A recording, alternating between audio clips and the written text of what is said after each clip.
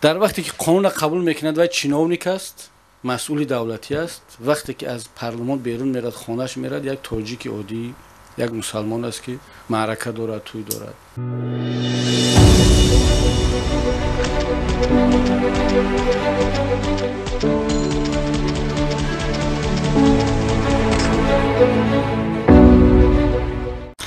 خب دوستی عزیز، ما یک قاعده داریم، یک فرهنگ سیاسی هست، ملیمان هست که میگن در همون جایی که چاهی که آب مینوشی در وی توف کردن خوب نیست. من امروز کارمند پارلمان هستم، 2 دوره میشود، بسیار دوستانی خوب داریم در اونجا، همکارانی خوب داریم، حزبای گوناگون از 5 حزب است، ولی همچون انسان طبق همون رسم و آیینی که گفته ما هم تاجیک مسلمانیم، با هم دوست رفیقیم. من هیچ وقت در هیچ گروه زیر پارلمان یگان حرف نگفتم و گاگو تنقید هم میکنیم. البته پارلمان هم جزئی ملت ما است و از واقعیت های کشورمون دور نرفته است. هیچ کس فکر نکند که پارلمان تاجیکستان یک نهاد علاهیده است و از حکومت فرق دارد یا از دیگر قشرها فرق دارد. تمام پرابلم هایی که در جامعه هست در پارلمان هم هست. همون وضعیتی که در مجموع در کشور هست در پارلمان هم همون وضعیت هست. چقدر آزادی در کشور هست همون قدر آزادی در پارلمان هست، چقدر محدودیت در کشور هست همون قدر محدودیت در پارلمان هست. ما 2 نفریم در پارلمان از حزب نهضت، من و معاونم سید عمر حسینی. حزب کمونیست هم 2 نفر، اگراری هم 2 نفر. برای که هیچ که خفه نشد 2 نفری هممون جا داریم. اکثریت حزب خلق دموکراتی دارد در پارلمان. ولی یک چیز رو باید به نظر بگیریم، مسئولین ما اون کسانی که در مقامات کار میکنن، فرق نداره در کجا کار میکنن، در رئیس جماعت، حتی معلم مکتب هست، دکتر هست، دپوتات، وزیر، هر کی هست، متاسفانه ما یک 2 استاندارد داریم، 2 حیات داریم، 2 طرز زندگی داریم. سحر که گالستوکا رو پوشیدیم و شیم کاسما پوشیدیم، در ماشین سوار شدیم، تبدیل میشیم به یک منصبدار چینوونیک، به یک آدم رسمی.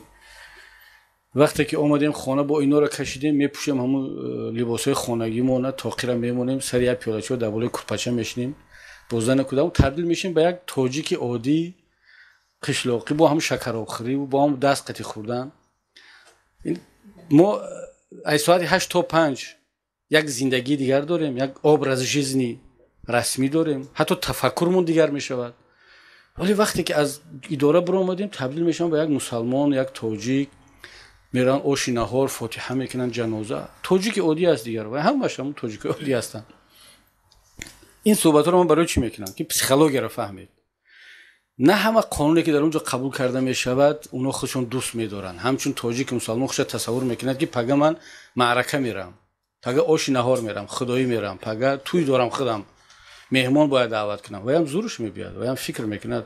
چون چندین نفرش میدونم که بعد هم قانون که قبول کردیم درباره تنظیم معرکه خودش رفتم گفتم جورا خیلی چه شدیم، من مخالفت کردم، خودت طرفدار قانون بودی، حاضر مهمونات از 300 نفر زیاد.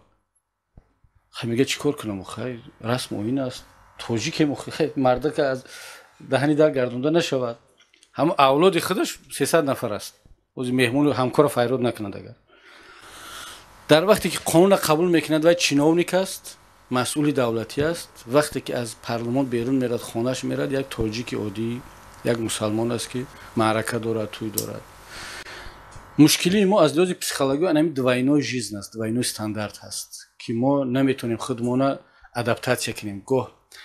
گاه کارمند دولتیم، گاه کارمند مثلا تاجیک عادی. دیگر ملت‌های خیلی نیستند و یک زندگی دارد. 24 ساعت یک آدم است، یک انسان است. یک مثلا بگیریم ژاپنی مسیحی است، نمیدونم چی است، او زندگیش با یک مرام میرود، خودش فریب نمیکند، تضاد داخلی وجدانی ندارد. اینا در پسیکولوژی یک نام دیگر میگن ونوترن، در درونت مبارزه هست. عقلت با دلت همیشه در مبارزه هست. دل مسلمان است و تاجیک است، عقل میگه که تو منصبداری پگای وظیفه که میگیرند شورشا.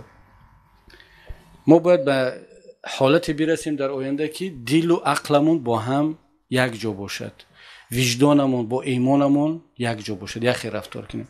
وقتی سحر از خانه برآمدیم، همون تاجیک، همون مسلمان، همون منصبدار در اداره هم شدیم، همون خیال، بعد خانه هم اومدیم، توی معرکه هم رفتیم، باید یک خیل زندگی کنیم. همیشه بدونیم که ما جز این ملتیم، این رسم و آیین هستیم.